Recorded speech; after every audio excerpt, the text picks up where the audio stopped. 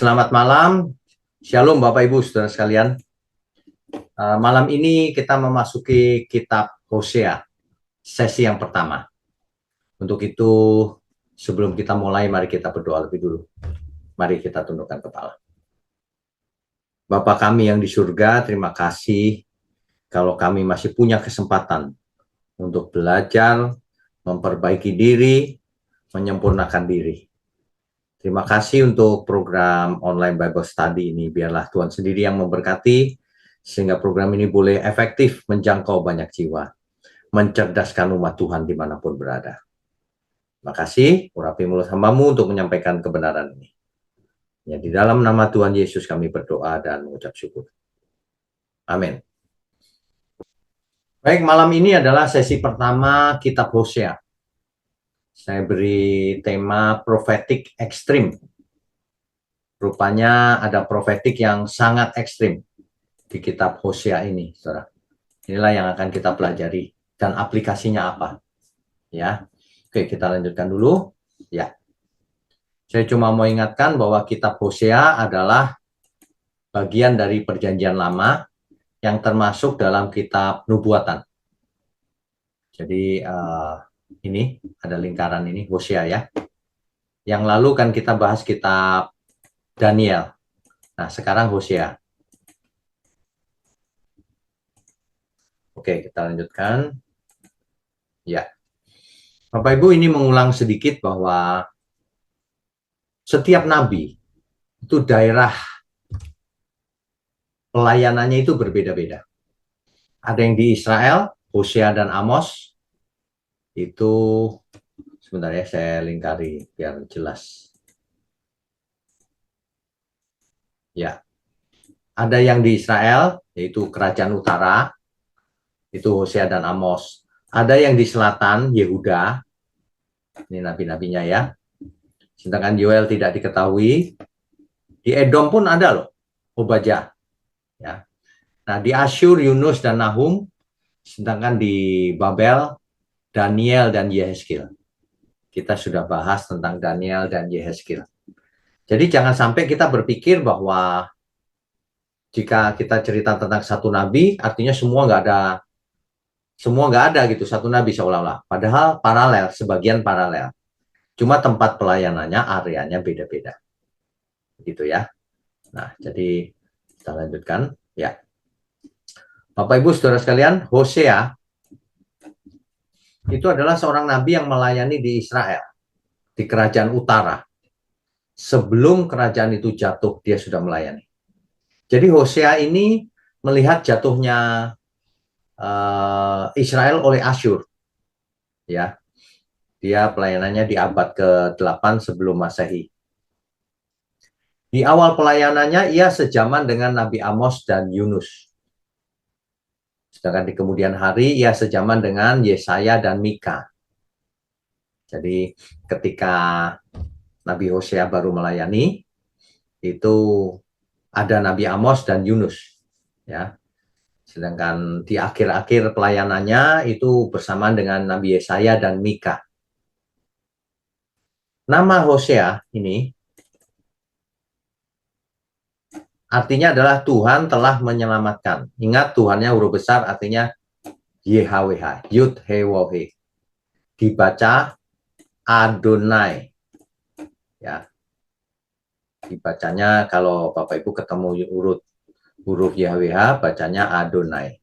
Bukan Yahweh, bukan Yehova. Ya.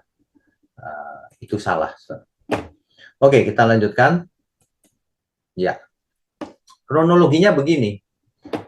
Jadi ketika Yeroboam II menjadi raja Israel di utara, itu ada Nabi Amos di tahun sekian. Tidak berapa lama kemudian 7 tahun kemudian Hosea jadi nabi. Ya. Jadi Hosea melayani di kerajaan utara Israel. Kemudian Mika menjadi nabi berikutnya kan, ada Yesaya. Nah, Hosea menyaksikan jatuhnya Israel atau kerajaan utara oleh Asyur. Dia menyaksikan itu. Makanya pelayanan Hosea berakhir di 715 sebelum Masehi. Jadi 7 tahun setelah kerajaan utara hancur oleh Asyur, Hosea berakhir. Ya, jadi ada overlapnya dengan Amos dan Yunus, juga dengan Yesaya dan Mika. Begini kronologinya. Saya berharap Bapak Ibu bisa ada gambaran ya, sebab kalau baca sendiri tidak bisa lihat gambarannya begini. Oke, kita lanjutkan. Ya, penulisan dari kitab Hosea, menurut tradisi penulisnya adalah Hosea sendiri tentunya. Nah, kitab Hosea ini ditulis untuk menegaskan betapa besar cintanya Tuhan terhadap umat Israel yang selalu berjinah dengan allah-allah lain. Yang dimaksud berjinah di sini, mereka menyembah dewa-dewa lain, dewa Kanaan, khususnya dalam konteks kita adalah dewa Baal, ya. Nah, jadi ditujukan kepada umat Israel di Kerajaan Utara. Ini kitab Hosea ini. Di Kerajaan Utara kan kita tahu terdiri dari 10 suku, di mana suku Efraim adalah yang terbesar dan yang paling kuat. Itulah sebabnya kalau Bapak Ibu saudara baca Alkitab, ya, ketika menyebut Israel Utara itu kadang-kadang disebutkan Efraim. Itu maksudnya Kerajaan Utara, Israel Utara maksudnya, ya. Itu Efraim sebutannya, tanah Efraim gitu, ya. Jadi kitab Hosea ini ditulis sekitar tahun 715 sebelum Masehi. Kitabnya mencatat peristiwa yang terjadi dari tahun 753 sampai 715. Jadi ditulis peristiwa yang sudah terjadi. Ini kitab Hosea. Nah, sebagian besar ditulis dalam bentuk puisi. Ingat baik-baik, bentuknya puisi, jangan diartikan harafiah. Puisi bentuknya, sebagian besar. Oke, kita lanjutkan. Ya. Jadi di dalam kitab ini, Tuhan atau YHWH dilambangkan sebagai suami. Singa, harimau, beruang, embun, hujan, dan lain-lain. Ingat ya, dilambangkan. Figuratif. Sedangkan Israel dilambangkan sebagai seorang istri. Istri yang tidak setia tentunya ya.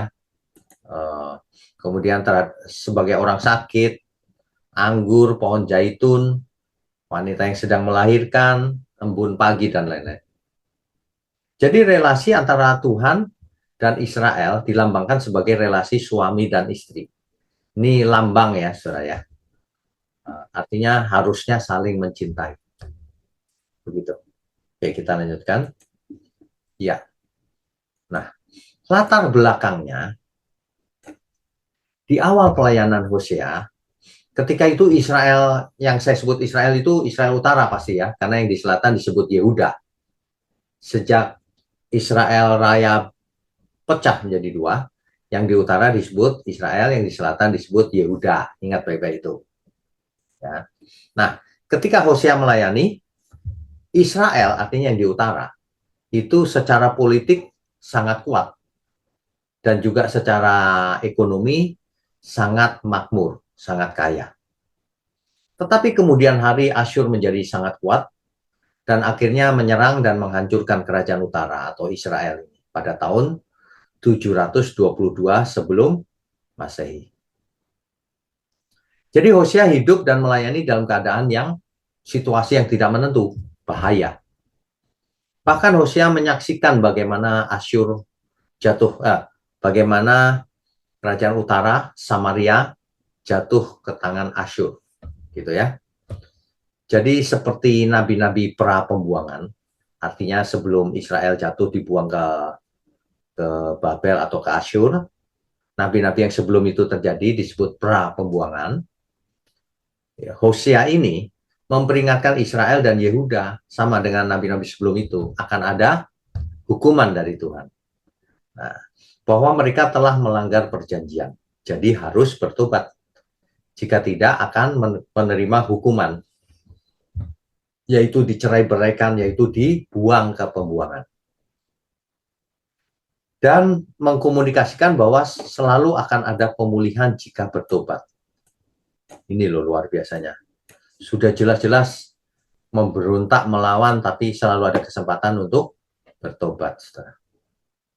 Ya, kita lanjutkan. Ya, jadi kitab Hosea ini dibagi dua bagian besar. Pasal 1 sampai pasal 3 itu berisi tentang analogi, atau dalam hal ini tepatnya adalah tindakan profetik. Pernikahan antara Hosea dengan seorang pelacur.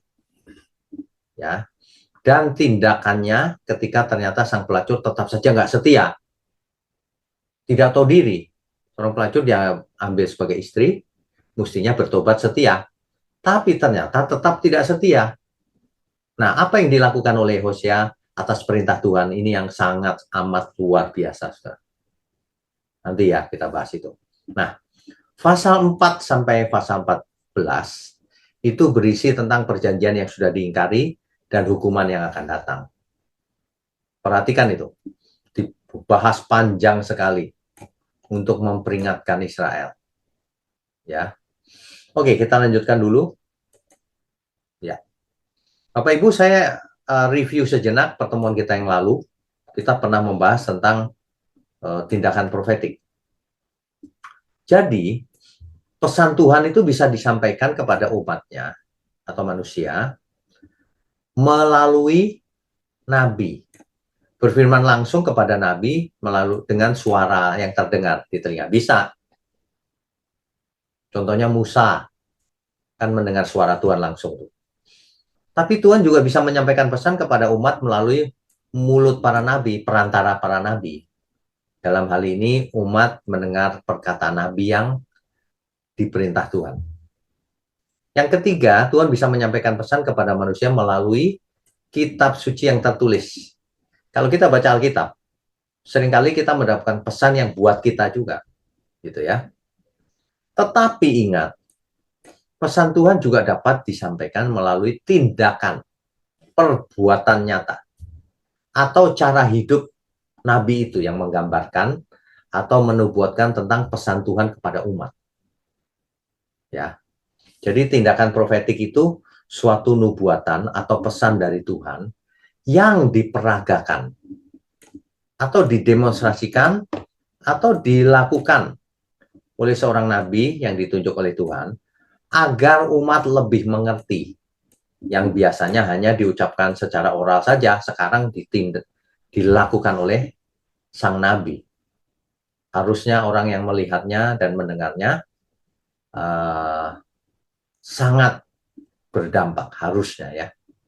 Baik, tindakan profetik contohnya di Yeskil pasal 5 ayat 1, di Tuhan memerintahkan Yeskil untuk mencukur rambut dan janggutnya. Apa artinya? Ini adalah lambang kehinaan sebenarnya. Itu bisa dibaca juga di 2 Samuel 10 ayat 3 sampai 5. Jadi mencukur rambut dan jenggot itu di zaman itu adalah lambang kehinaan. Nah, makanya Nabi Hosea disuruh mencukur. Bukan Nabi Hoseanya yang hina, bukan. Israel hinanya itu sampai nabinya memperagakan bahwa ini Israel hina gitu. Ya, zaman itu. Nah, perbuatan Yeskil ini bermakna penghinaan terhadap Yerusalem setelah kalah perang. Lalu rambutnya dibagi 3, tindakan profetik berikutnya, rambutnya dibagi 3. Maksudnya apa? Maksudnya melambangkan bahwa sepertiga penduduk Yerusalem akan mati karena api, sampar, dan kelaparan. Yang sepertiga lagi akan mati oleh pedang. Yang sepertiga lagi akan diserahkan, yaitu dibuang ke Babel. Kan begitu. Jadi diperagakan pakai jadi 3 helai rambut. Dibagi menjadi 3. Sedangkan sisa sedikit rambut Yeskil yang dibungkus dalam puncak kainnya melambangkan mereka yang hidup di Babel. Sebagian dari mereka juga akan mati oleh api. Ini contoh tindakan profetik. Ya. Baik, berikutnya. Nah, Di Hosea, ini agak tidak biasanya nih, saudara. Tindakan profetik Hosea, Hosea pasal 1 ayat 2 sampai 3. Ketika Tuhan mulai berbicara dengan perantaran Hosea, berfirmanlah ia kepada Hosea, pergilah kawinilah seorang perempuan sundal, dan peranakanlah anak-anak sundal, karena negeri ini bersundal hebat dengan membelakangi Tuhan. Jadi Israel ketika itu dikatakan bersundal, artinya menyeleweng, berjinah, berjinah dengan dewa Baal. Nah, Hosea disuruh memperagakan lewat hidupnya. Biasanya kan nabi-nabi hanya memperagakan tadi itu rambut yang dipotong, ya kan?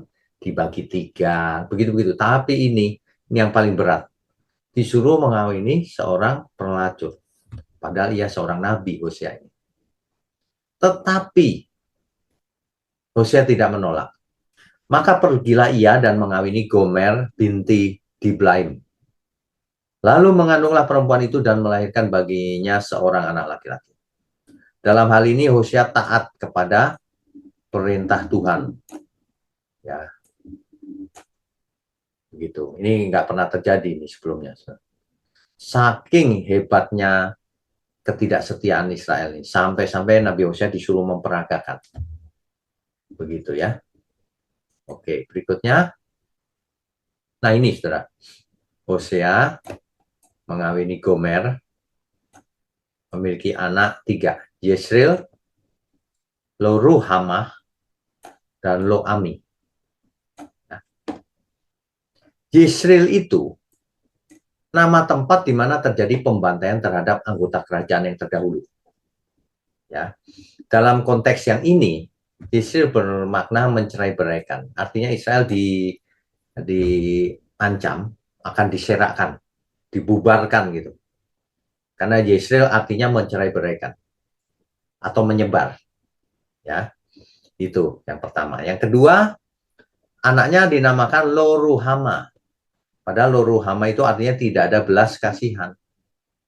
Maksudnya Tuhan tidak akan menyayangi kaum Israel. Ini kalau orang Israel melihat anaknya Hosea, Lo-ruhamah, itu ditegur seolah-olah gitu loh. Jadi diperagakan. Ya. Yang satu lagi Lo-ami namanya. Artinya Lo-ami itu artinya bukan umatku. Jadi Tuhan sampai memakai tindakan profetik yang ekstrim seperti ini loh. Hosea disuruh berkorban bahwa untuk menyampaikan pesan melalui anak Hosea, salah satunya Lo-ami, bukanlah umatku. Kamu bukan umatku dan aku bukanlah Allah. Begitu. Ini berarti perjanjian dengan kaum Israel sudah rusak. Akhirnya kerajaan utara hancur diserang Asyur tahun 722 sebelum Masehi. Gitu ya, saudara ya. Ini luar biasa emang tindakan profetik ini. Ya, Bapak Ibu saudara, di ayat 10 dan 11, di situ kalau kita baca, rupanya masih ada harapan.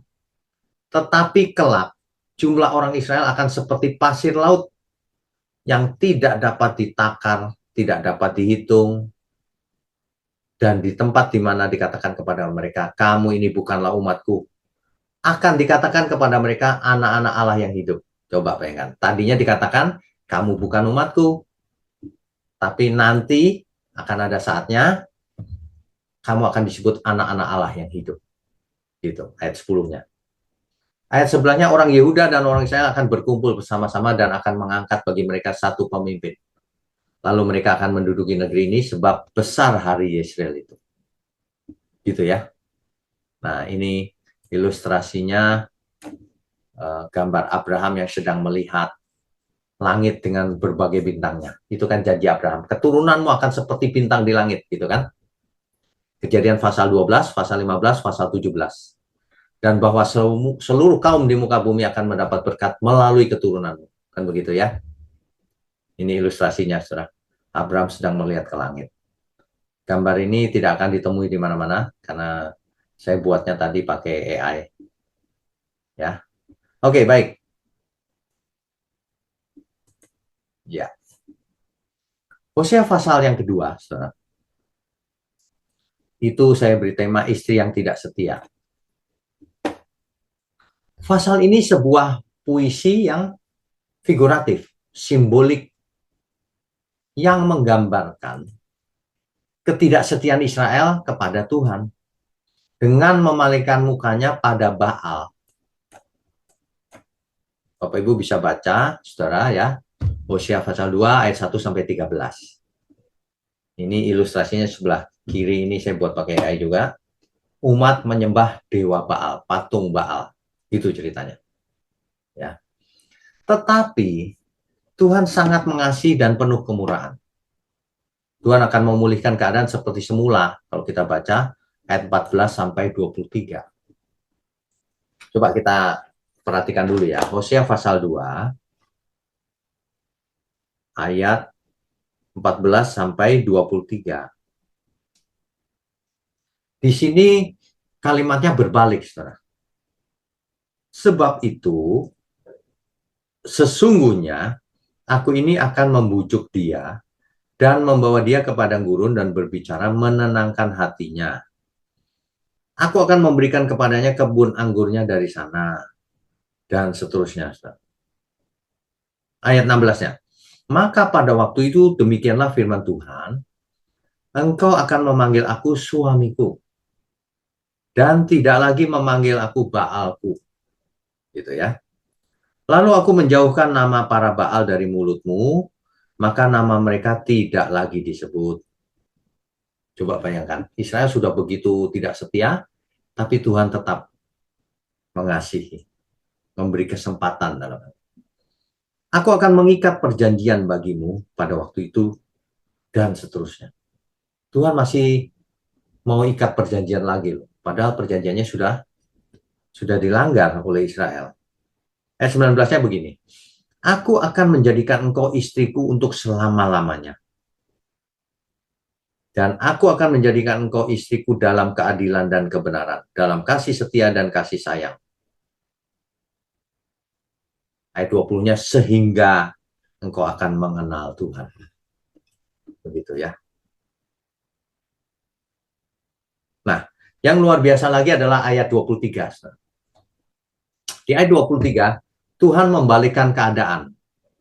Ia menyayangi Lo-ruhama. Ingat ya, Lo-ruhama artinya, aku tidak sayang kamu. Artinya, yang tadi, saudara. Coba sebentar ya. Lo-ruhama. Ini dia. Artinya tidak ada belas kasihan Lo-ruhama itu. Maksudnya aku tidak akan menyayangi kaum Israel. Gitu ya. Tapi di ayat 23, ia menyayangi Lo-ruhama. Meskipun namanya tetap Lo-ruhama, tapi Tuhan menyayangi. Dan menyebut Lo-ami dengan umatku engkau. Padahal artinya engkau bukan umatku. Jadi Tuhan membalikkan keadaan jika bertobat. Ya. Oke, berikutnya lagi. Ya. Saudara, Gomer di pasal 3 nih.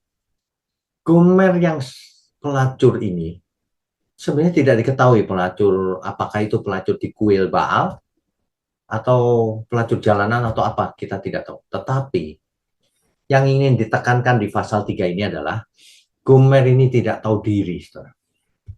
Pelacur diambil istri oleh seorang nabi. Mestinya ia bertobat. Tapi yang terjadi, ia malah nyeleweng lagi, saudara. Nyeleweng lagi pergi sama laki-laki lain. Sehingga akhirnya ia menjadi budak. Yang luar biasa lagi, Tuhan memakai keadaan ini untuk menjelaskan kepada Israel. Sekali lagi, Nabi Hosea diperintah Tuhan untuk melakukan tindakan profetik yang sangat ekstrim. Yang pertama saja sudah ekstrim. Disuruh ambil seorang pelacur sebagai istri. Sekarang pelacur itu tidak setia. Tindakan ekstrim berikutnya yang lebih lagi. Hosea diperintah Tuhan untuk menebus Gomer dari perbudakan. Kan jadi budak tuh, oke. Ditebus, lalu mengambil kembali menjadi istri dan harus mencintainya. Waduh, ini luar biasa ya. Ini luar biasa, sangat luar biasa loh, saudara. Itu Hosea pasal 3 itu. Ayat satunya berbunyi demikian. Berfirmanlah Tuhan kepadaku, di situ Hosea ya. Pergilah lagi, cintailah perempuan yang suka bersundal dan berzina. Seperti Tuhan juga mencintai orang Israel. Orang Israel disamakan dengan, yang zaman itu disamakan dengan pelacur dan suka berzina. Sekalipun mereka berpaling kepada allah-allah lain dan menyukai kue kismis. Lalu aku membeli dia bagiku dengan bayaran 15 sikal perak dan 1,5 homer jelai. Rupanya Gomer sudah jadi budak, jadi harus dibeli juga. Ya, setelah itu disuruh bertobat Gomer. Aku berkata kepadanya, ini Hosea kepada Gomer, lama engkau harus diam padaku dengan tidak bersundal dan dengan tidak menjadi kepunyaan seorang laki-laki. Juga aku ini tidak akan bersetubuh dengan kau. Ini tindakan profetiknya. Ya, akhirnya mereka akan datang gemetar kepada Tuhan. Itu harapannya. Ya, oke, kita lanjutkan. Ya, jadi tindakan profetik Hosea kalau kita ringkas ya, meskipun seringkali nabi-nabi itu Yeremia dan Yehezkiel misalnya menganalogikan Israel dengan istri yang tidak setia, tapi itu cuma analogi, ya, jadi figuratif. Tetapi Hosea harus melakukannya dalam hidupnya. Tuhan memerintahkan Hosea untuk mengawini seorang pelacur, sebuah tindakan profetik yang ekstrim ya. Tetapi Hosea tetap lakukan. Ironinya sang pelacur itu malah tidak setia, tetap tidak setia. Dan menjadi pelacur kembali. Akhirnya menjadi budak. Yang sangat mengejutkan adalah Tuhan memerintahkan Hosea untuk menebusnya kembali. Mencintainya dan mengambil kembali menjadi istrinya. Menggambarkan bagaimana kasihnya dan pengampunannya Tuhan Allah kepada kita semua. Kepada Israel zaman itu. Kasih yang sangat besar. Mestinya kita tahu diri, ya. Kalau diampuni itu tahu diri, harus setia, harus taat sama Tuhan. Jangan malah meleweng lagi. Ya. Oke. Jadi sebentar, ya. Aplikasinya apa sih hari ini? Kisah di sore malam hari ini. Roma 5 ayat 8 contohnya. Akan tetapi Allah menunjukkan kasih-Nya kepada kita oleh karena Kristus telah mati untuk kita ketika kita masih berdosa. Seperti Gomer tadi, tidak tahu diri. Sudah diambil istri, sudah ditebus, masih nyeleweng. Coba. Sama dengan hari ini, manusia sudah ditebus oleh Tuhan Yesus, menjadi milik Tuhan, masih nyeleweng. Masih mendewakan mamon, matre, kedagingan. Ini memang tidak tahu diri. Ibaratnya itu manusia pelacur. Melacurkan diri. Seperti Gomer tadi itu. Ya. Jadi aplikasinya hari ini ya jangan seperti Israel atau Gomer yang tidak setia itu. Mumpung masih ada kesempatan. Tuhan sangat mengasihi kita dan tidak menginginkan ada yang binasa satupun. Kalau bisa, keinginan Tuhan tuh begitu, saudara. Ya. Makanya kita beri judul profetik yang ekstrim. Saudara sekalian, kalau kita benar-benar menghayati kisah ini ya, waduh, saudara, bayangkan Gomer itu tidak ada nilainya loh, sebagai pelacur hari itu.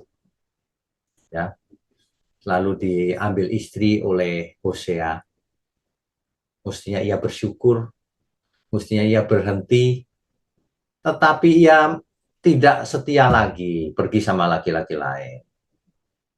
Waduh, Hosea nabi yang sangat luar biasa. Diperintah Tuhan apapun, ia lakukan.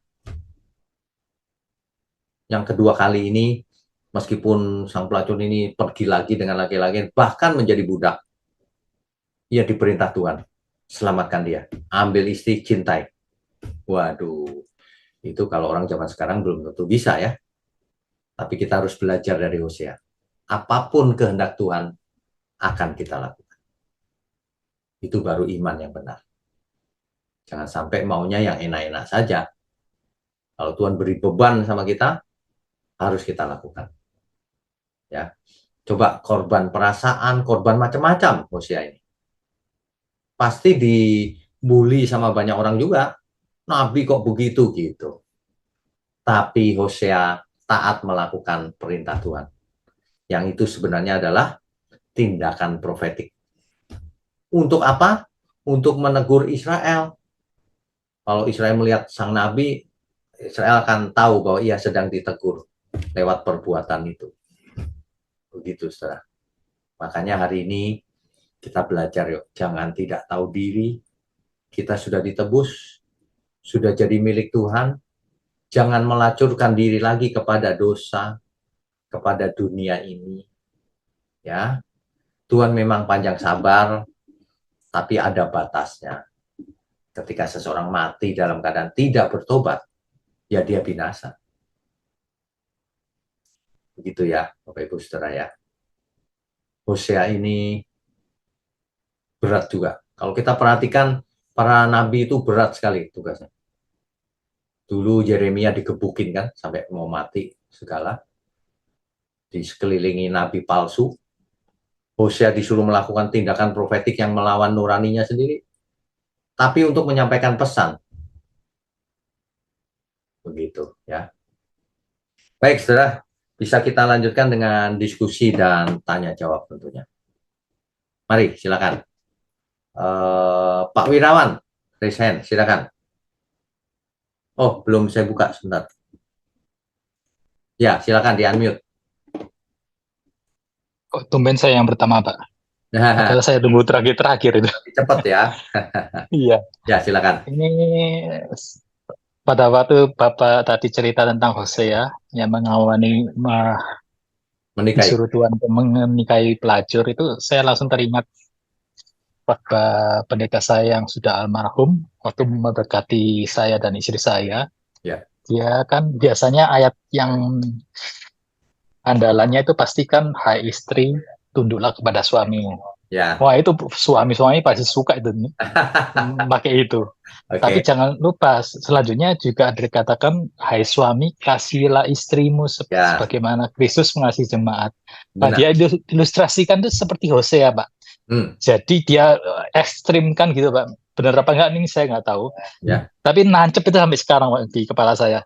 Jadi suatu saat misalnya istrimu itu menyeleweng, kamu harus tetap mengasihi dia. Itu artinya ayat itu. Saya sampai diem. Wih, dalam juga itu artinya. Saya pikir ya selama ini, oh istri duduk saya. Sudah, titik. Koma itu betul. Selanjutnya itu yang berat itu. Ya. Seperti Hosea ini. Ya. Apa itu benar, Pak? Benar ya, Pak? Itu sangat benar. Dalam ayat lain ditekankan barang siapa tidak mengampuni, ia tidak diampuni. Betul. Tuhan Yesus berkata jelas sekali. Orang yang tidak mengampuni sesamanya, apalagi hubungan dekat, dia tidak diampuni. Sebab yang diinginkan Tuhan bukan persembahan uang. Yang diinginkan Tuhan adalah belas kasihan. Makanya dalam perumpamaan lain, hamba yang jahat itu adalah hamba yang tidak mengampuni sesamanya. Padahal Tuhan mengampuni kita. Coba bayangkan, kalau kita itu dulu berbuat dosa sebelum diselamatkan Tuhan, itu ibarat pelacur, Pak. Pantas binasa. Diselamatkan sebagai pasangan jiwa Tuhan. Diselamatkan. Masih nyeleweng lagi. Ya, makanya kita nggak boleh menghakimi orang. Kita sudah diangkat. Gitu. Ya, bayangkan Gomer, kalau Gomer itu menghakimi sesamanya, waduh, itu jahat sekali itu. Sudah diangkat kok menyalah-nyalahkan orang lain. Kita juga begitu. Kalau kita tidak punya pengampunan, kita tidak selamat. Apapun alasannya. Apapun alasannya, Pak ya. Apapun alasannya. Dalam, Pak. Iya, iya. Ya, baik. Yang lain berikutnya, Bu Meme, silakan Bu. Pak Wirna, selamat malam. Ya, selamat malam. Sinyal saya bagus ya Pak ya? Ya, Kedengaran oke. ya? Bagus. Iya. Ya, makasih Pak untuk pelajaran malam hari ini. Saya mau tanya ini Pak, dalam Hosea 1 tuh ayat 2. Tapi singkat aja ya Pak. Tapi saya Ya, ada dua pertanyaannya Pak. ya, Kan ini Allah menyuruh Hosea nih mengawini seorang perempuan Sundal ya Pak ya. Pada ya, zaman itu ya Pak ya. ya. Terus kalau pertanyaan saya Pak, kalau zaman sekarang, apakah seorang lelaki beragama Kristen boleh menikahi seorang perempuan Sundal ya Pak? Kalau perempuan itu bertobat, sangat boleh Oh, untuk nolong kan. Kan justru kita harus jadi berkat. Kalau orang bertobat dan laki-lakinya benar-benar dewasa, tidak mempersoalkan masa lalu, ya boleh saja, kenapa tidak? tapi kan Pak, ada sebagian juga pastor bilang kalau kita nggak bisa tuh kawin sama non-Kristen. Oh, imannya nggak sama. Kalau imannya Maksud nggak saya sama imannya nggak bukan sama. kalau imannya nggak sama bukan soal bisa atau tidak bisa, nanti masalah. Nanti kalau punya anak mau dididik dengan cara apa? Ya kan? Iya Pak. Nanti ribut terus rumah tangganya. Yang seiman saja bisa ribut terus, Bu. Iya. Apalagi yang tidak seiman kan gitu. Ya. Oke, Tapi ada baiknya seiman aja ya Pak ya. sebaiknya seiman. Ya. Ya. Ini Pak, pertanyaan yang kedua ya Pak. Ya. Dalam kisah Hosea ini kan Pak, Allah sudah menunjukkan tuh kesetiaannya kepada bangsa Israel. Ya. Terus eh, sepertinya Allah, itu menurut saya aja ya Pak, Ya. kesetiaannya ini sepertinya tidak terbatas Pak untuk bangsa Israel. Tuhan Allah pun sudah menunjukkan kepeduliannya kepada bangsa Israel. Pertanyaannya? Pertanyaan saya ya Pak ya, tapi ya Pak, apa sih penyebab yang membuat hati bangsa Israel itu begitu melukai hati Allah Bapa ya Pak ya? Oh, yang membuat dia bandel ya? Iya. Oke. Pertanyaan itu sama dengan pertanyaan hari ini. Kenapa manusia bandel tidak mau bertobat?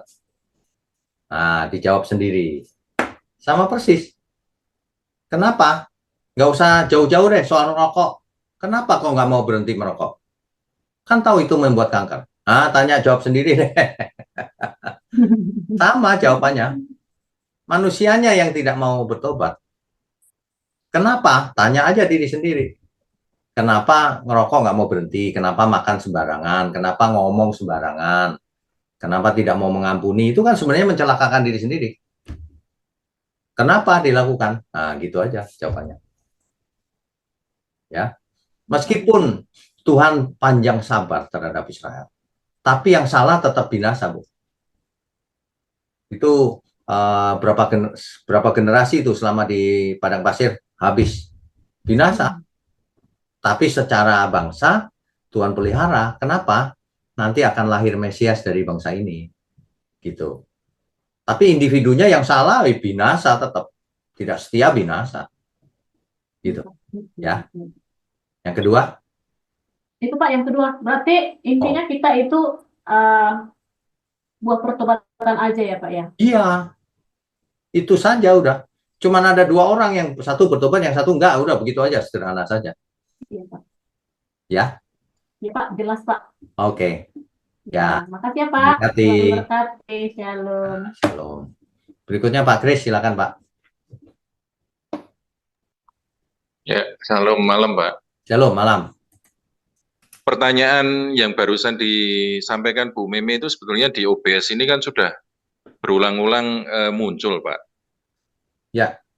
Tapi sebetulnya kan gini, kalau kita lihat dari Hosea tadi peringatan untuk bangsa Israel, tapi sebetulnya gini, di Matius 24 itu murid-murid Tuhan Yesus bertanya, katakanlah kepada kami bila manakah itu akan terjadi dan apakah tanda-tanda kedatanganmu dan tanda kesudahan dunia. Ya. Sebetulnya yang sekarang hari-hari ini kita hadapi ini kan lebih dahsyat daripada nubuatan yang Nabi Hosea sampaikan, Pak. Ya, karena betul. kita ini kan sudah ada di akhir zaman sebetulnya. Betul. Di Matius 24 itu bahkan Tuhan Yesus sampai memperingatkan, saya ambil salah satu aja lah, tidak usah semua. Jadi apabila kamu melihat pembinasa keji berdiri di tempat kudus, menurut firman yang disampaikan oleh Nabi Daniel, para pembaca hendaklah memperhatikan, dan seterusnya itu sampai celakalah ibu-ibu yang sedang hamil atau yang sedang menyusukan bayi dan seterusnya. Intinya maksudnya ada apa ya, masa aniaya yang dahsyat, bencana alam, krisis ekonomi dan lain. Jadi kalau kita tanya di OBS ini, kenapa ya bangsa Israel kok bandel? Sebetulnya itu retorika, kita mesti tanya ke diri kita sendiri, kenapa ya kok kita ini bandel ya sampai Ya, betul, sekarang.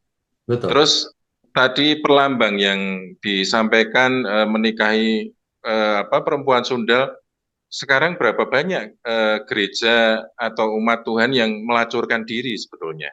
Ya, menyimpang. Kan ya menyimpang. Jadi sampai ke ibaratnya kalau dulu ada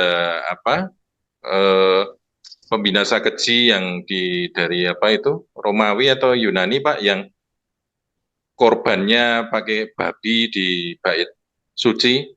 Romawi, Pak. Romawi ya. Ya. Nah, sekarang di mimbar gereja itu banyak yang maksudnya kayak penukar uang yang diserakkan sama Tuhan Yesus itu. Ya. Karena kan ibadahnya transaksional sebetulnya Ya. di bagian gereja. Jadi Jadi sekarang patung Baalnya berubah, Pak. Bukan berupa patung. Dewa betul. Mammon. Terus juga tadi yang disampaikan pertama Pak siapa tadi pertanyaan yang mengenai nama-nama Pak Wirawan. Pak Wirawan, maaf saya lupa Pak Wirawan. Itu orang-orang yang menghujat itu lucunya gini Pak, kalau lagi ayo kita imani, kita terima berkat banyak. Mereka nyanyinya lagu pujian, maaf saya sebutkan judulnya Jehovah Jireh, My Provider. Pernah dengar Pak? Ya. Tapi kalau ada pengajar yang menyebutkan terminologi atau nama sebutan yang sama, tapi untuk mengajarkan monoteisme, wah ini bidat, ini sesat. Padahal kalau lagi mereka, ayo kita klaim janji Tuhan, nyanyinya Jehovah Jireh, mereka merasa mereka tidak sesat, Pak. Pak Wiknya nangkap maksud saya? Nangkap. Itu namanya standar ganda. Betul, betul Pak. Jadi sebetulnya kita ini kan harusnya lebih takut karena yang pembuangan Israel itu 70 tahun. Ini nanti yang kita hadapi itu sengsaranya lebih parah daripada urusan dengan Babil ini, Pak. Ya. Akhir zaman ini. Menurut Pak Wiknyo gimana, Pak? Itu analogi yang saya tangkap dari dua penanya pertama ini kan sebetulnya kan ada saling koneksi ini, Pak, sebetulnya. Ya. Jadi sebenarnya ada banyak kejadian atau kisah atau figuratif atau perumpamaan atau apapun yang di Perjanjian Lama itu bayangan yang akan ada di Perjanjian Baru. Jadi penderitaan berat itu di Perjanjian Baru itu yang antikris itu berat tuh di sana. Nah, hari ini dewa-dewa itu berubah, bukan berubah patung lagi, tapi Mammon di pikiran, kekuasaan dan sebagainya, itu berat sekali itu lawannya. Belum ajaran sesat, false teaching, ya, macam-macam. Nah, ini hari ini memang kita harus apa istilahnya? Kita harus cerdas, teliti dan serius benar-benar hidup yang benar. Carilah yang benar, jangan ikut yang salah. Sebab ikut yang salah ya kita sendiri yang rugi. Saya dulu waktu pentobat baru saya masuk Kristen, saya pikir waktu dengar ayat jalan yang sempit itu bukan jalan yang lebar, saya pikir saya sudah masuk ke jalan yang sempit itu.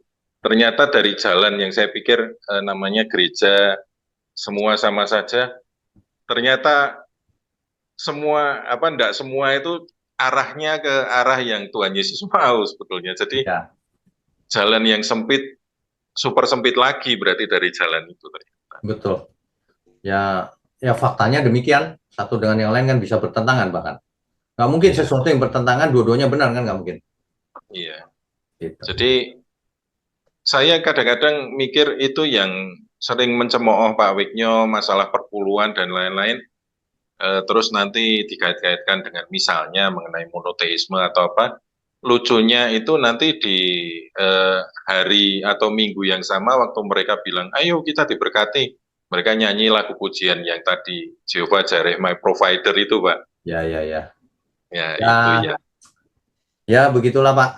Ya begitulah, ya akhirnya begitulah itu Pak. Ya, itu Oke. saja Pak saya Ya, menyampaikan. baik. Makasih. Terima makasih. Pak Payaman, silakan Pak. Shalom, selamat malam Pak. Shalom, selamat malam. Kalau dilihat Israel setelah, atau katakanlah setelah dari perbudakan Mesir tiba di Israel, menduduki negara Kanaan yang dijanjikan Tuhan. Ya. Nah, kemudian kalau kita lihat sistem pemerintahnya mulai dari hakim-hakim mungkin atau raja-raja dan seterusnya. Ya. Yang menjadi pertanyaan saya Pak, pada pemerintahan siapa sajakah atau siapa sajakah bahwa Israel ini merasakan sesuatu aman dan makmur dengan tanda kutip lah. Oke, Makasih, Pak. baik, baik. Yang paling aman adalah pemerintahan Raja Salomo, Pak. Di waktu Salomo memerintah tidak ada perang, Pak. Semua damai. Kenapa? Karena semua raja takluk. Itulah sebabnya Salomo paling kaya, karena setiap tahun ia menerima setoran dari seluruh raja-raja di sekitar Arab sana. Sehingga emasnya saja ratusan ton terimanya setiap tahun. Itu yang paling aman, Pak. Dalam kasus lain perang terus. Kalau Daud, Pak? Daud kan perang juga, Pak. Daud Perang kan juga, Pak ya? Iya, juga perang. Iya.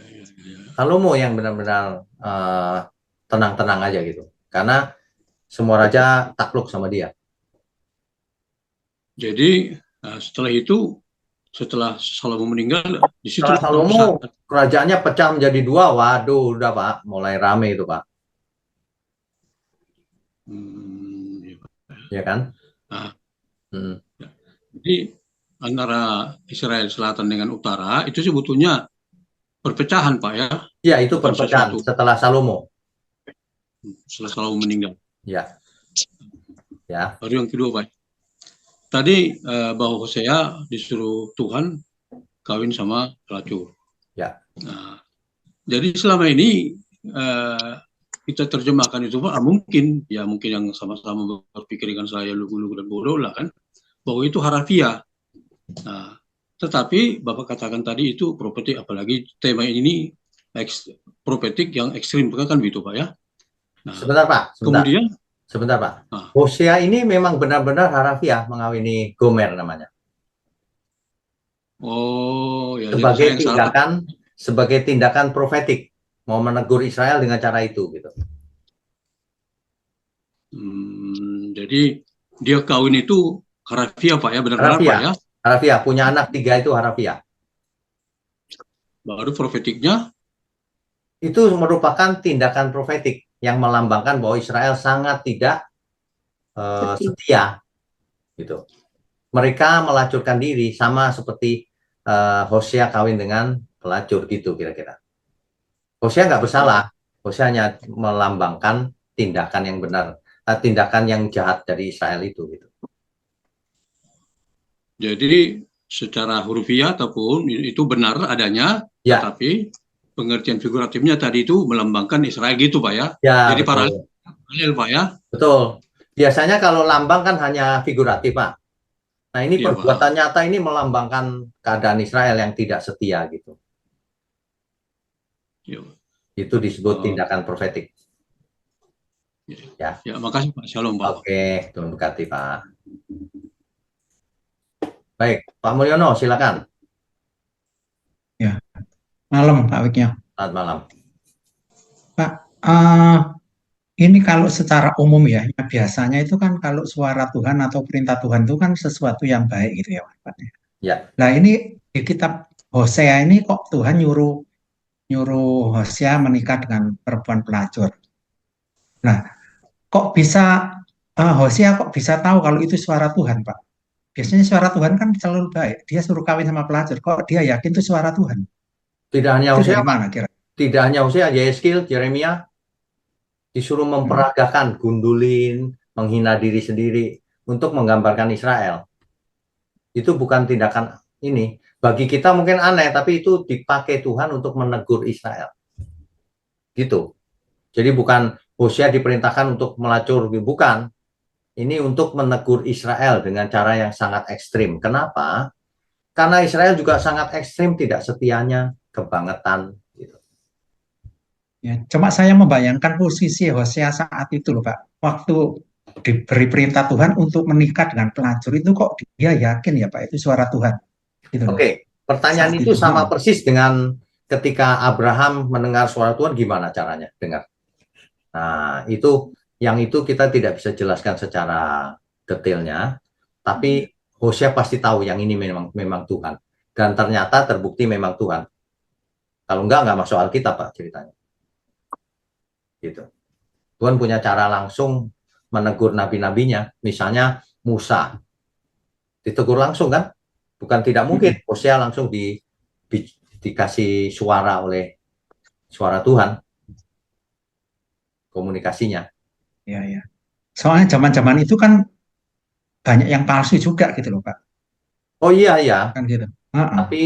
Tapi Hosea bisa Iya, membedakan. iya. Ketika Hosea dipilih menjadi nabi, pasti ia sudah dengar suara Tuhan. Tuhan yang sama dia kenal tuh. Ya. Ya. Ya udah itu aja Oh, pertanyaannya. itu aja. Oke. Ya, makasih, Pak. Tuhan berkati. Bu Lina, silakan.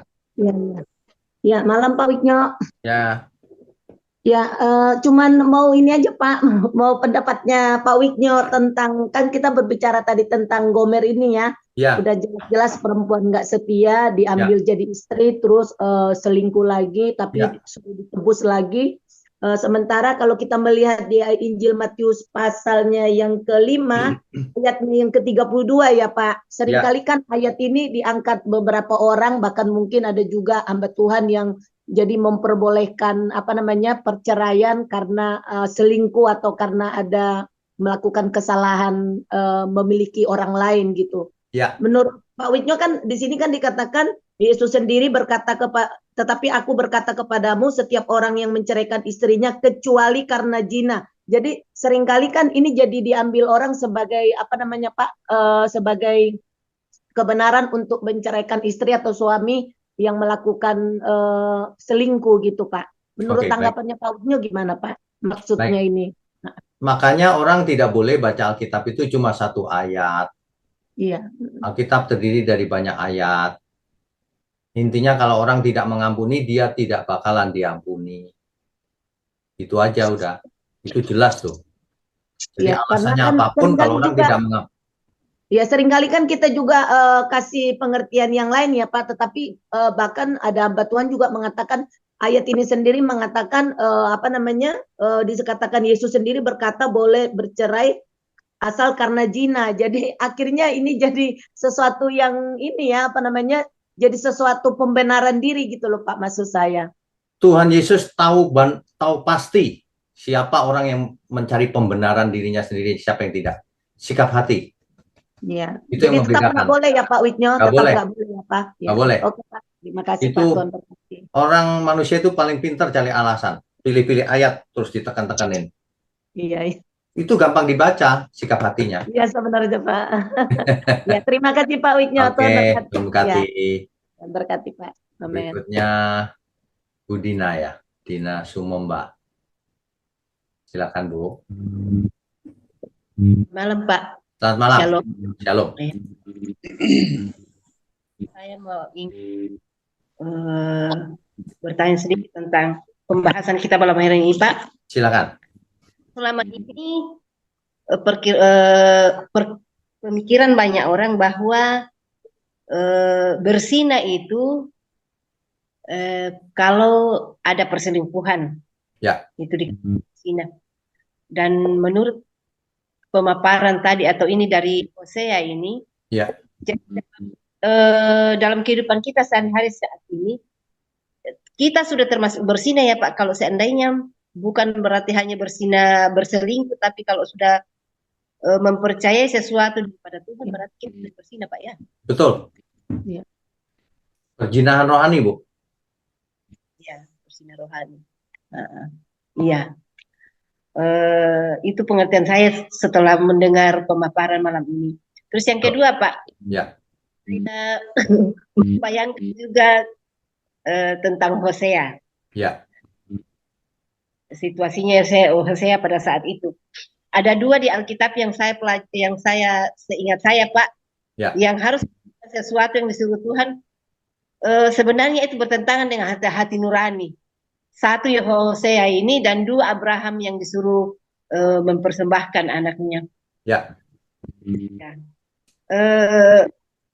Saya bertanya begini Pak, kok Hosea mau begitu Pak? Apakah karena memang, padahal itu kan dia sudah tahu bahwa paling tidak bertentangan dengan hati nuraninya Pak untuk menikahi wanita sundal begitu Pak? Apa ini karena terlalu maksudnya nurut sama Tuhan begitu Pak? Hosea adalah seorang nabi yang sangat taat sama Tuhan. Disuruh apa saja dia mau. Termasuknya Pak, karena taatnya sama Tuhan, Ya. sehingga Sama Abraham juga begitu kan? ya, Suruh bunuh anaknya dia lakukan karena taat. Tapi tentu saja Tuhan tidak akan membiarkan pembunuhan. Kalau cuman ini menikahi kan nggak masalah, menolong orang kan boleh. kalau Kan dikatakan kalau orang bertobat, ya nggak apa-apa dong, bagus bertobat. Masa bertobat tidak diampuni? Ya, begitu ya Bu. tadi kalau seandainya ada yang mau menikahi wanita sundal, kalau memang Tuhan, dan mungkin Tuhan menyuruh itu Pak ya, mungkin saja ya. Yang penting bertobat. Kalau wanita itu benar-benar bertobat Bu, kita ampuni nggak? Iya. Ya siapa kita tidak tahu diri kalau nggak mau ngampuni. Ternyata jangan-jangan kita juga pejinah rohani tapi. Iya kan? Iya Pak. Gitu. Begitu Ibu? Iya. Iya. Oke. Ya, Tuhan berkati Ibu. Ya. Berikutnya Pak Terry, silakan Pak.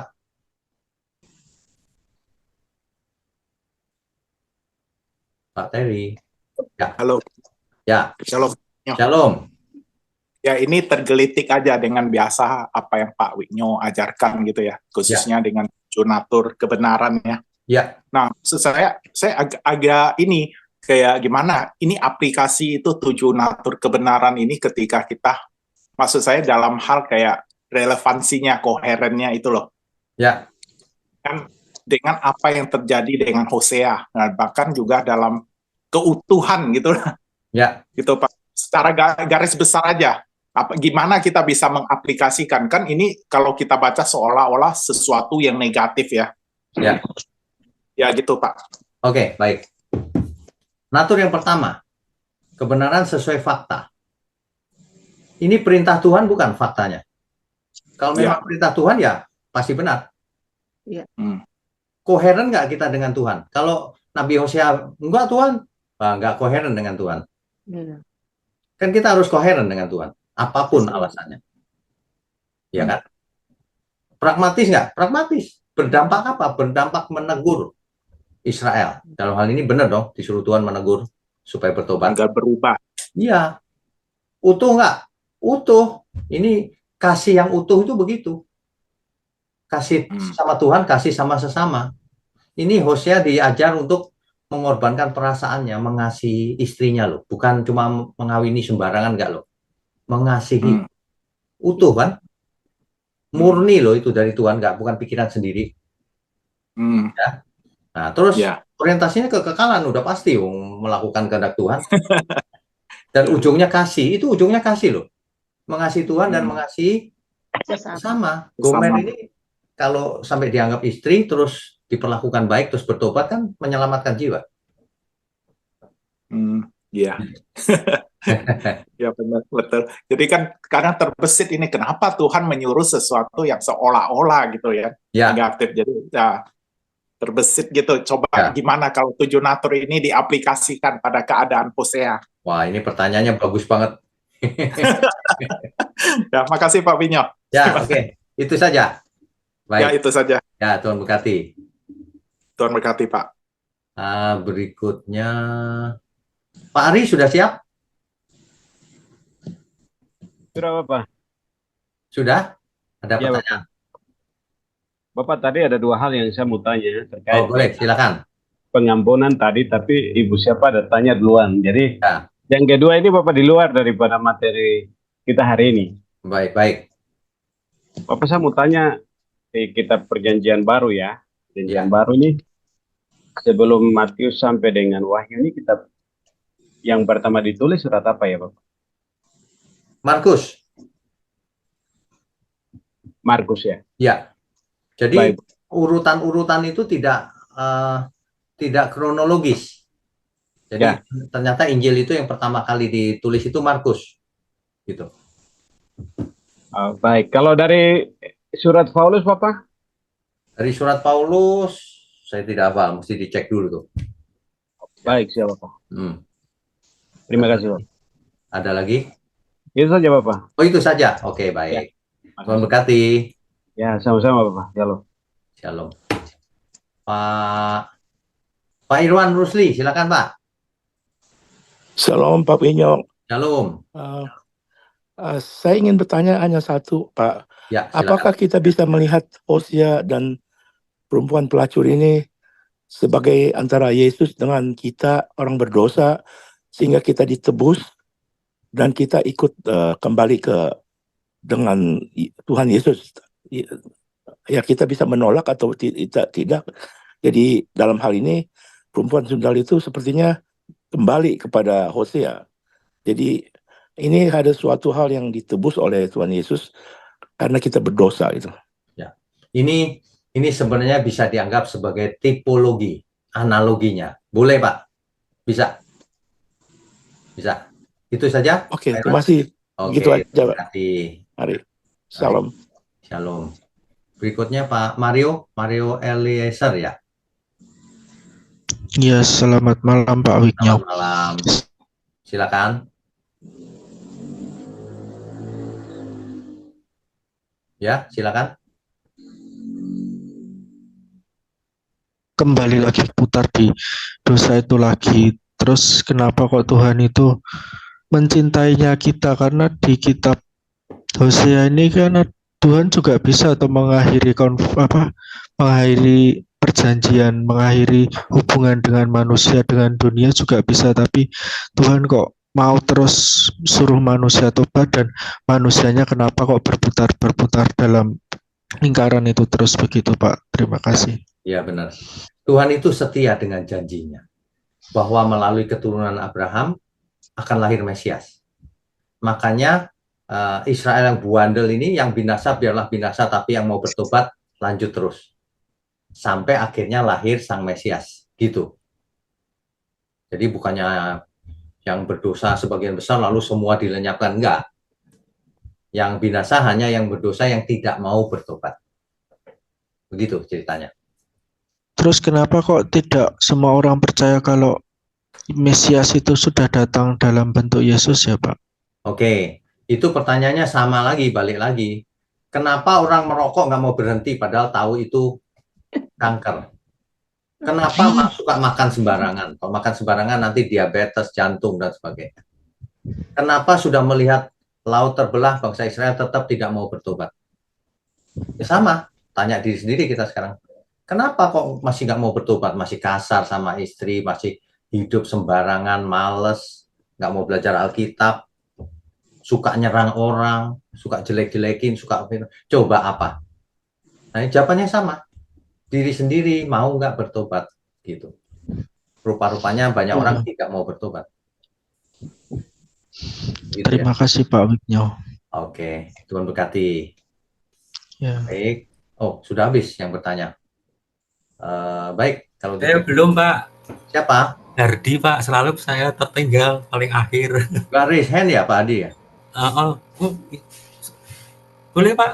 Nggak raise hand ya? Lupa ngeklik, Pak, saya. Oh ya, diklik sekarang, Pak, biar muncul di layar saya. Oh ya. Kalau mau tanya, raise hand, Pak. Nah, gitu. Oke, silakan. Selamat malam, Pak. 2 pertanyaan, yang satu sudah terjawab, Pak. Nggak muncul lagi, Pak.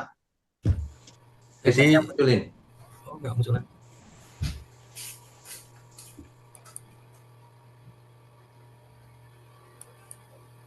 Tadi sudah muncul. Kenapa dimatikan lagi? Bentar, Pak.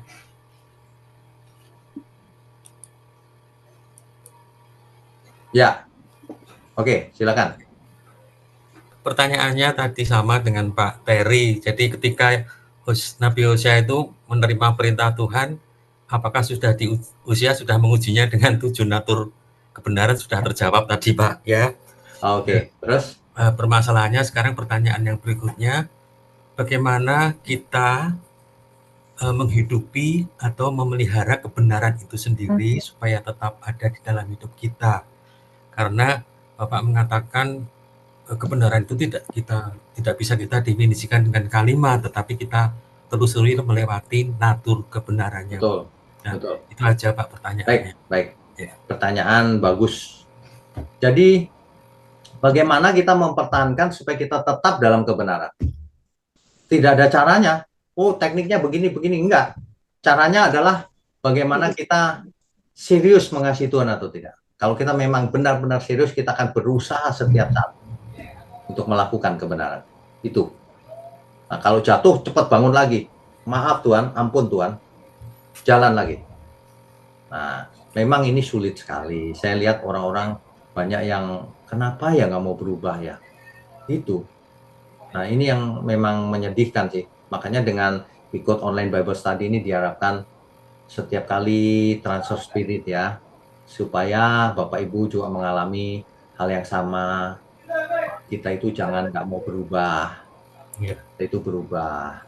Makanya kebenaran, hidup benar itu ada harga yang harus dibayar. Betul. Kadang-kadang harganya mahal, korbankan perasaan. Oh, itu sudah menghina aku, tapi terus disimpan. Nah, kan gagal lagi.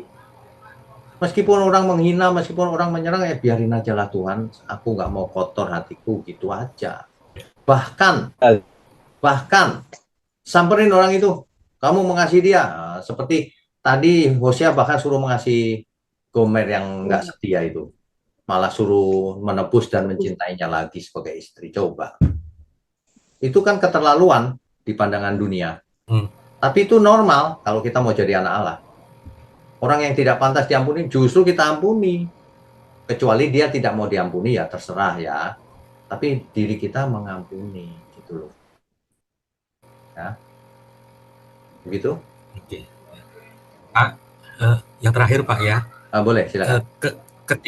Ketika Bapak menyusun urut-urutan natur kebenaran itu, kriterianya apa Pak? Sejauh yang saya pikir, apakah Bapak menempatkan urut-urutan itu berdasarkan tingkat kesulitan untuk menelusuri syarat cukupnya Pak? Maksudnya begini. Baik. Bapak sudah menangkap ya? Mengerti. Nangkap ya. Baik. Yang jelas yang pertama harus fakta, Pak. Kenapa? Objektif, Pak. Fakta semuanya sia-sia, objektif. Ya. Nah, langkah pertama harus objektif dulu. Kalau objektif baru kita bisa lanjutkan. Nah, itu pasti fakta, bukan yang lain. Kalau yang lain bisa pakai perasaan, tapi fakta nggak bisa. Ya. Nah, yang kedua, koherensi juga begitu, Pak. Konsisten ini nomor 2. Nggak konsisten nggak usah dibicarakan kan, buat apa? Yang ketiga, berdampak. Nah, urutannya begitu. Nah, soal murni utuh itu bisa ditukar-tukar sih. Kalau murni utuh, kemudian apalagi kekekalan, kasih harus yang utama, Pak. Makanya kasih itu ujungnya. Ya. Semua ini boleh dipenuhi, tapi kalau nggak ada kasih percuma semuanya itu. Sesuai Alkitab, Pak. Cuman yang di tengah bisa ditukar, murni dan utuh itu bisa nggak urut, nggak apa-apa.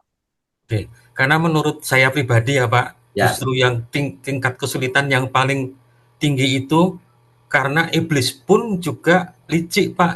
Jadi iblis dengan anggunnya memakai jubah putih, ya, berperan sebagai malaikat terang, ya, dan menjungkirbalikkan, memutarbalikkan fakta itu, Pak, Ya. yang terkadang lebih sebenarnya peperangan rohani kita itu di sana, Betul, Pak. betul. Nah, Dia suka memalsukan fakta, Pak. betul, betul. Ya, Ya, ya, baik, Pak. Terima itu kasih. saja, Pak. Iya, Tuhan Oh, berkati, baik. Pak. Wah, ini pertanyaannya luar biasa ini, Pak Ardi nih. Baru sekali ini saya ditanya kenapa urutannya begitu. Baik, saya sudah tahu sih urutannya waktu saya buat itu memang ada. Cuma nggak urut semua, di tengah-tengahnya boleh ditukar-tukar. Murni dan utuh itu bolehlah ditukar-tukar. Oke, yang terakhir Pak Jackson. Jackson terakhir, silakan. Di unmute dulu, Pak. Ya, sudah. Shalom Pak Wigno. Shalom. Salam kenal. Saya Salam pendatang kenal baru juga. ini. Ya, silakan. Yang mau saya tanyakan lain dari tema kita malam ini Pak Wigno. Hmm. Tentang itu Pak Wigno, buah yang yang dilarang, buah larangan itu, apakah itu benar-benar buah atau isyarat atau apa itu? Oke, baik. Jadi ada yang berdebat bahwa itu buah asli, ada yang berdebat bahwa itu bukan buah asli gitu ya. Tapi saya mau ingatkan bahwa inti daripada semua itu adalah manusia melanggar perintah Tuhan. Dilarang makan, tidak taat dia. Nah itu aja. Perkara itu buah asli atau enggak ya nggak masalah. Kalau menurut saya sih itu figuratif. Tapi kalau orang ngotot, itu buah asli Pak, ya nggak apa-apa juga. Tapi yang menjadi inti pesan adalah Adam melanggar perintah Tuhan. Hari ini juga sama, kalau kita diistilahkan dengan dunia ini adalah Eden global. Lalu kita diberi perintah sama Tuhan, jangan kau makan buah itu. Jangan kau dengarkan yang lain. Nah, gitu maksudnya. Jangan kau berbuat dosa. Nah, dilanggar ya habis, sama aja. Begitu. Jadi, kalau ada yang ngotot itu buah beneran, ya nggak apa-apa. Tapi kalau itu figuratif, itu lebih tepat. Kalau buah beneran tetap aplikasinya tetap benar, Pak. Sudah dilarang kok kau makan. Nah, gitu. Begitu, Pak. Ya, itu aja pertanyaan Pak. Terima itu kasih aja. Pak ya. Oke, baik. Ya. Tuhan berkati. Amin. Baik, Bapak Ibu sekalian. Kita sudah selesaikan malam ini, mari kita berdoa. Yuk, kita berdoa yuk. Bapa di surga, terima kasih untuk malam ini. Kami diberkati dengan kebenaran firman, juga dengan tanya jawab. Terima kasih Engkau pakai terus program online Bible Study ini untuk mengabarkan kebenaran, untuk mencerdaskan umat-Mu dimanapun berada. Berkati setiap kami semua Tuhan dengan kesehatan umur panjang untuk memuliakan Tuhan. Terima kasih, hanya dalam nama Tuhan Yesus kami berdoa. Amin. Saudara sekalian, bicara soal kebenaran, setiap orang merasa benar. Makanya semua kecap dinomor satukan. Ada orang yang mengatakan saya paling benar, ini paling benar, itu paling benar. Mana sebenarnya yang paling benar? Oleh sebab itu, hadiri seminar 7 natur kebenaran dan aplikasinya. Seminar ini wajib dihadiri oleh para teolog, apologet, pengkhotbah, bahkan oleh para jemaat sendiri. Agar kita bisa membedakan manakah yang benar, manakah yang salah. Inilah alat uji kebenaran yang sangat objektif dan alkitabiah. Pastikan saudara ikut dan ajak seluruh saudara dan sahabat-sahabat. Bapak-bapak dan ibu-ibu yang terkasih dimanapun berada, yuk kita belajar pelajaran Alkitab bersama secara online setiap hari Rabu jam 7 malam bersama pendeta Bapak Wigno Tanto secara online, bisa melalui Zoom. Tetapi kita harus mendaftarkan dulu ke nomor berikut ini. Selamat bergabung dan Tuhan Yesus memberkati.